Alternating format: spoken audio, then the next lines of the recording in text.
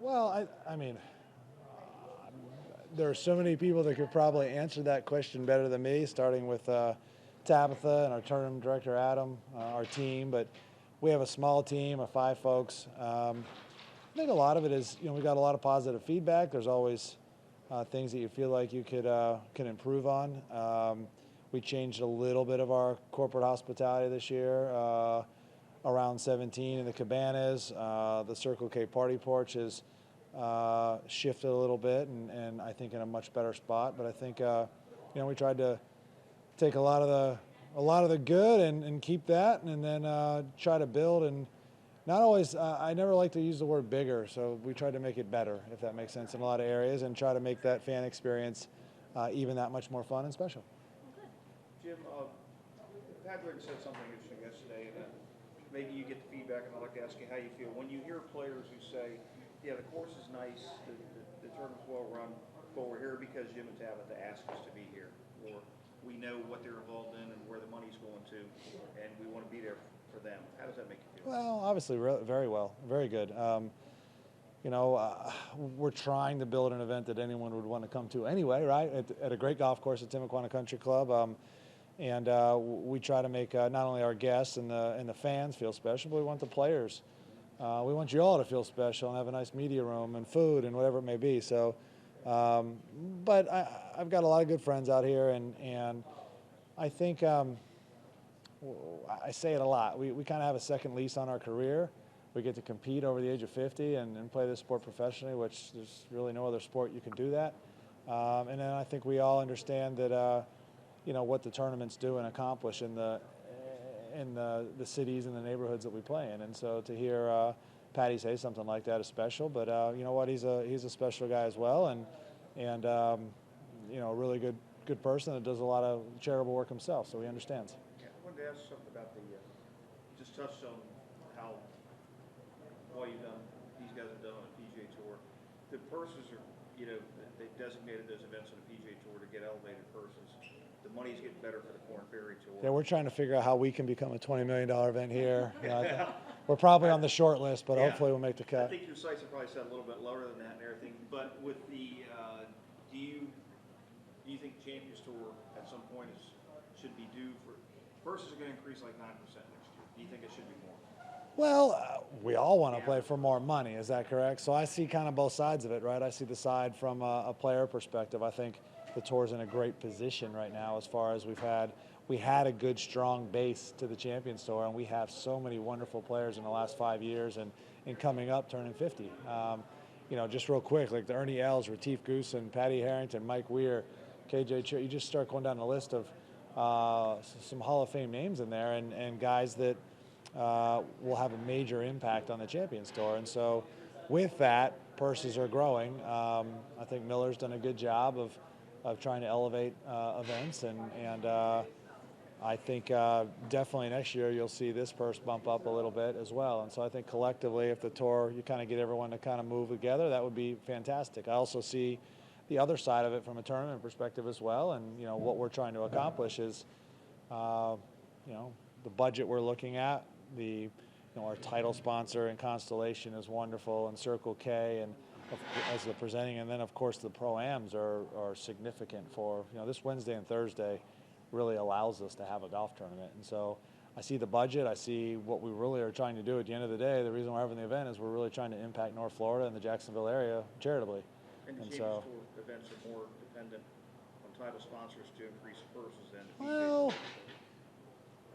it's a big budget, and so we're depending on it all. I mean, to just call out the title, not necessarily, and the presenting, and our founding friends and the cabanas, and I honestly can't stress enough how significant the Pro-Ams are for each and every event. We literally could not have the tournaments without them, and so I try to stress that when these guys and gals wind down and we get a chance to say thank you and hand out prizes, I try to make sure I stress that. So I think you'll start to see purses go up. Is it always going to be as fast as the players want it? Probably not. Your pay probably didn't go up over the years as much as you wanted to see it either. So, but we also realize, yes, we would like to see it increase quicker. But as a player, I also have to realize that I'm 52 years old. I'm playing a sport for a living. I get to do what I love, and again, I really do believe we're in a strong place right now, and I think you will see an increase. Have you learned about the operations of the PGA Tour and the Champions Tour by running a tournament that you didn't know before? Yeah, I have actually.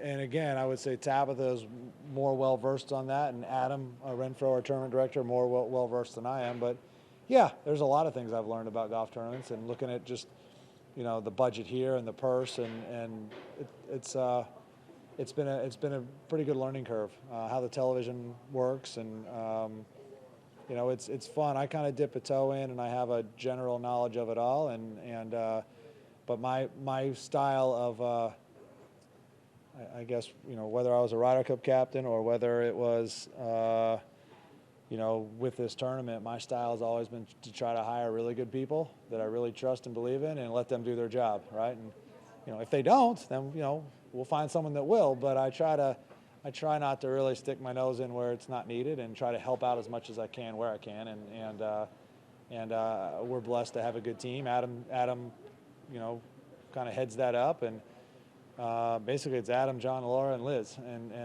it's a 4-person team. Tab's the volunteer, so those 5 kind of round it out, and they have to wear a lot of hats, do a lot of different types of things, and be well versed in pretty much the whole event, and they are, and do a wonderful job. There are a lot of moving parts to a golf tournament. There are, and we bring in a lot of interns and a lot of young folks to help us out, and they're a huge help as well. The volunteers, you name it. It's a big moving wheel, and it's a little.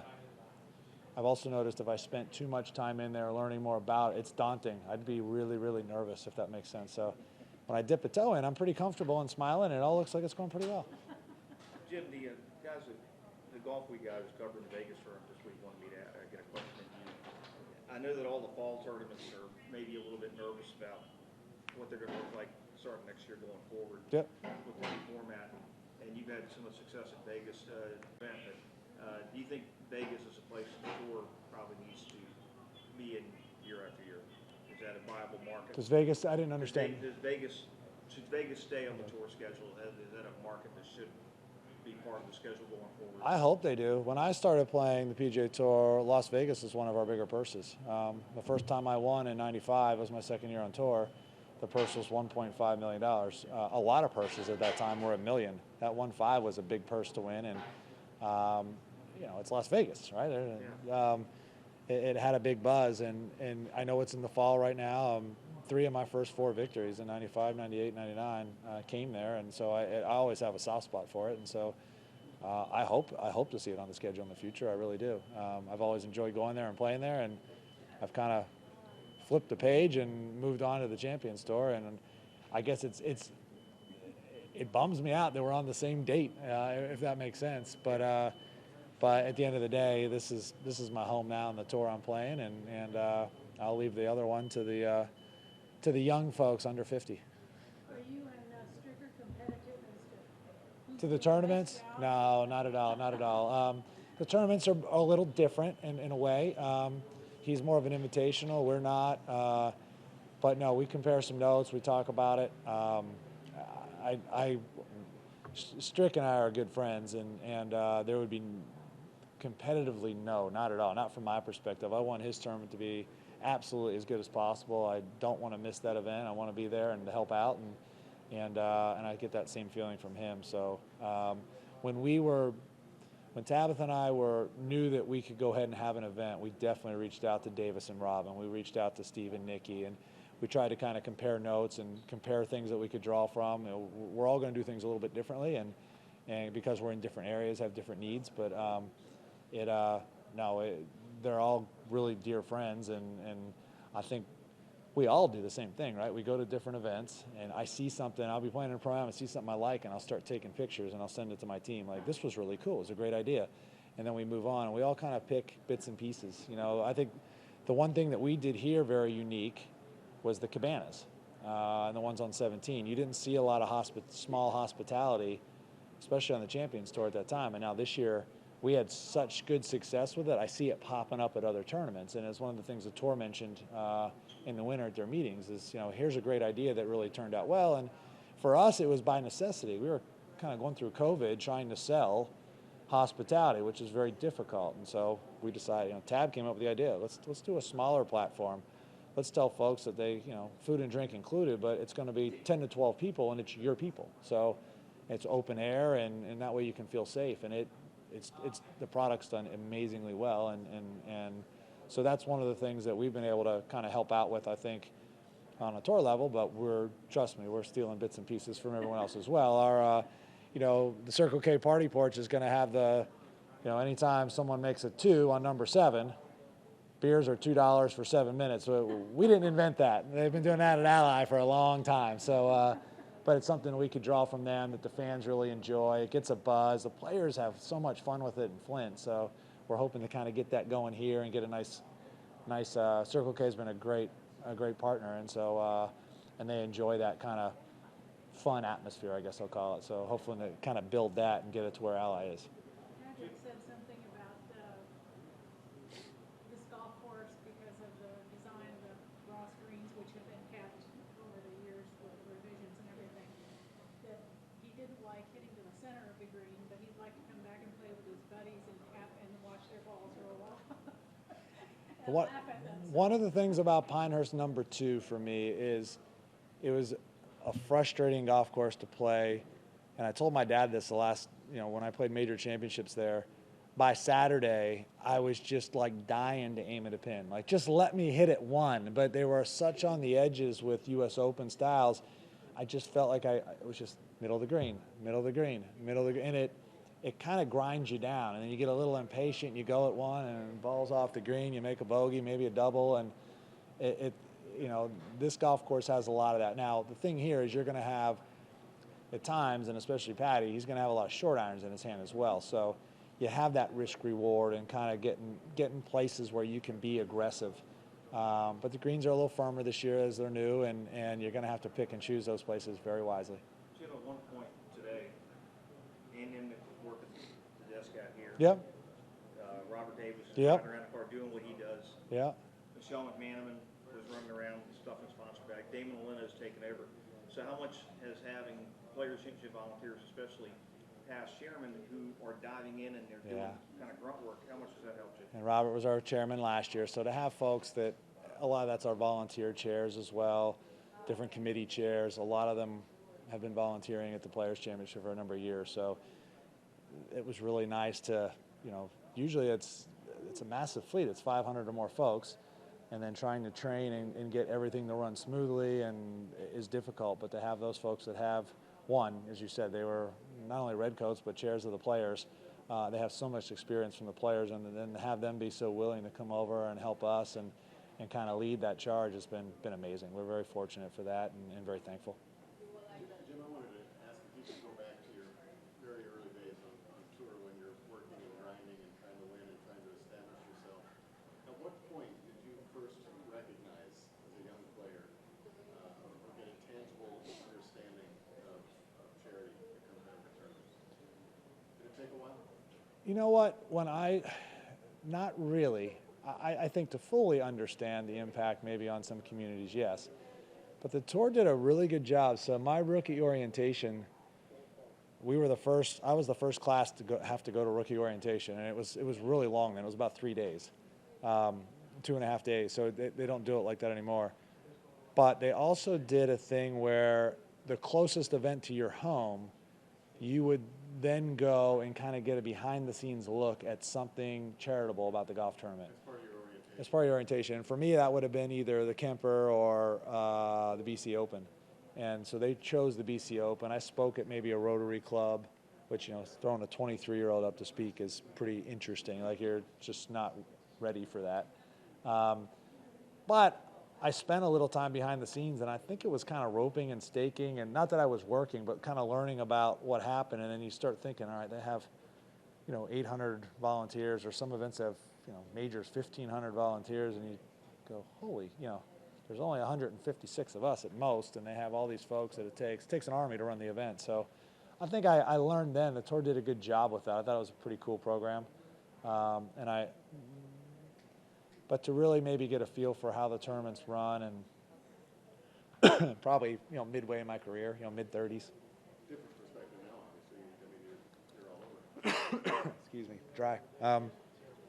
Yeah, massive different. And Do you get any sense that orientation that you went through back in 1994 would be the worst thing if they do something like that still, don't they? They used to. It was like one day after. not at that level? It was like one day after a Q school and maybe on site or something like that for anyone that's a rookie and brand new. I think they still do that, but some of it was money management.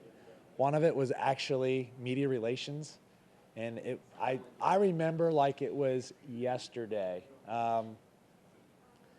That's how I met Andrew, my agent. He was actually the gal that was teaching it. I still remember it was Andrea Kirby. Do you know that name? She was teaching the class. Andrew worked for her, and it was kind of how to take a question. If it's a hard question, maybe repeat it, maybe turn it around, try to say something positive. I mean, kind of at the end of the day, I sat there and I was thinking to myself, like, if you just be yourself and you're pretty friendly and you give a little time, it should work out, right? Like, it shouldn't be a bad thing type, but some folks are better at that than others. The financial planning was interesting. I think, you turn pro. I had some sponsors that kind of helped me get going, and I made a decent amount of money on the Corn Ferry to where I thought I could maybe get through the year by myself, but you don't know. Like, I don't know what travel is going to cost and hotels and flights and caddies, and so it was just a good training on what to expect, and I thought that was pretty good. A lot of it was always be leery. These guys are going to want to invest your money or do this or do that, and I don't think I needed that part of it. But it was good. There was lots of it that was good. It probably didn't need to be 2.5 days. That's why, we ended up maybe having a good time in the evenings and playing a little golf too. So. Last thing for me, and this is a very speculative type question, but depending on how this live stuff works out, there's a number of guys kind of in the mid-40 and above range. Yeah. And we don't know their future as it relates to here. Yep, I'm that's not sure correct. anyone knows if there is a way back, and it seemed like it'd be simple for the PGA Tour, but maybe not so much the champions. How would you feel about them coming back? I kind of really want to see how things play out, but I'm willing to follow. Sure, we'd love a lot of those guys that are 50 or about to turn 50 to be playing the Champions Tour. But I understand 100% why the tour reacted the way they did, why they had to react in that fashion, and I fully support that. So that being said, I don't really feel like we follow under a different umbrella than the PGA Tour, and I think we kind of have to, we'll see how things shake out. I don't know if there's anything that's definite, and it's going to take time. It's going to take time for those to weed out. But, the more our tour, you have a Pro-Am spot and you have a guy that had a solid career and a big name. The amateurs want to play with them, and I already said how important the Pro-Ams are. But you also have some great players out there like Stephen Alker, who maybe, wasn't going to qualify on his PGA Tour career, but now he's kicking everyone's rear end and he's leading the Schwab Cup. We need the most competitive guys too. So it's a good mix of not that the names. Ernie Els is a big name and also one of our best players. Patty Harrington, big name, one of our best players. So you need kind of a good mix of all, and of course we want. We want players that had successful PGA Tour careers and have that name recognition, and they help with an event from a media perspective, from a Pro-Am perspective, from a fan perspective. We want them in the tournament, but the tour has to protect its product as well. Did I answer it fully or not really? And again, I don't know if there's an answer to it. Is how the players would respond to it. Whatever divide is going on here. There's some of those guys that, Dustin Johnson, for instance. If I was down in South Florida and I was playing the Honda and I saw Dustin at a restaurant, I mean, I'd go over and say hi and ask him how he was doing. I mean, he played for me in the Ryder Cup. But I'm saying, like, I don't have any ill will, but Dustin made a choice. And he left, and you haven't heard boo from him. He's gone, and he's played, and he's done. You know, I think where some of, and you've heard it in a lot of different interviews, that some of the animosity has been some guys don't want that. They want both sides of the picture. And again, you know, I know the Live Tour wants to say that they've tried to work with the other tours and they didn't want to bring them down, but there's no way to let Dustin go play 14 events and then come back and play the majors and maybe a couple PGA Tour events and have him be. It's just that. What are our sponsors going to say? What is FedEx going to say? What is, you know, every major sponsor in our. I think we had, you know, the tour. And I say we. I think the tour had to react the way they did, and you know, but for those guys then to turn around and sue the tour or want it both ways, that's where I think some of the animosity. And I'm sure there already has been, but I'm not out there as much anymore, so I don't really hear. But I'm sure there has been some animosity at major championships, at places where those guys are, because the players that play the tour and fully support the PGA Tour feel like it's an attack on them as well. Do you feel like the PGA Tour handbook has changed much in the last couple of years? The only one I could find was 19 and 20, and it kind of spells out, you know, what's an infraction and what isn't an infraction, and you know, if you do something bad and you have to be off the tour, you have to sit out for a year and you can petition to come back. I mean, there are ways to come and go, but if somebody does something to break the rules, like you said, the commissioner had to do what he did in terms of suspending people. So I'm not sure I fully understand the question. Has the handbook changed since Oh, I don't know. 1920? I don't know. You need to be a lawyer to understand some of it, I think. But I think Tyler writes it, if I'm correct. Tyler Dennis probably writes the handbook. And I've honestly never read it. I've never picked the handbook up, and that's not true. Probably early in my career to figure out how I could get in the Memorial and the Colonial, and I read, but I always read the term and entry. I never really worried about the suspension side of things. So I hadn't read the rule book either, trust me. I hadn't read the USGA rules book. We have like 5 guys on site every day that when I have a question, I can call them up and they give me the exact answer. So when I've had any problems, I've usually got on the phone to talk to Tyler, or like on our case on this tour, it's Jimmy Gabrielson. He's the one that writes the regs. Anytime I have a question, I call Jimmy, and he tells me exactly. And sometimes he wrote them, and he has to go, you know what, it's a good question. And he opens it up and goes, oh, no, it's right here. You know, so I'm sure things have changed. Well, definitely changed in the last 25 to 30 years that I've been on tour. But I don't have the right answer between 19, 20, and 21. I don't know. And I don't think in 19 and 20 we probably didn't fully expect to be. I never thought we'd get to this position, and maybe I was naive. I don't know that anybody would have written a special rule for Right. that. It's got a rule Yeah. that would be broad enough to Right. indicate, you know, elephants crawling from the sky. Yeah. It's got to take care of everything. Yeah, when that email comes in with the regs, I don't really spend a lot of time on it. Thank you. Born out from that 3-day orientation. No. This has been a fun week. I can't believe how fast we're on Thursday already. Like Sunday felt like yesterday, and so it's just been a fun week. There's a lot going on. There's a party here and a this there, and go wind down the Pro-Am, and it's been a lot of fun. But I'm just shocked at how fast it's gone. I can't believe tomorrow's already the first tournament day. Where do you go after this? I'm playing SAS next week. I'll probably go up there Wednesday night. I'll wind down a little bit here. Last year on Monday, I spent a lot of time at Timuquana, kind of helping load some stuff and kind of winding things down. And then I went up to SAS late last year, but I played the course. I played 2 tournaments there, and I've actually played really well up there, so I'm excited to go. Thanks. Appreciate it. Thank you. Have fun. Thank you.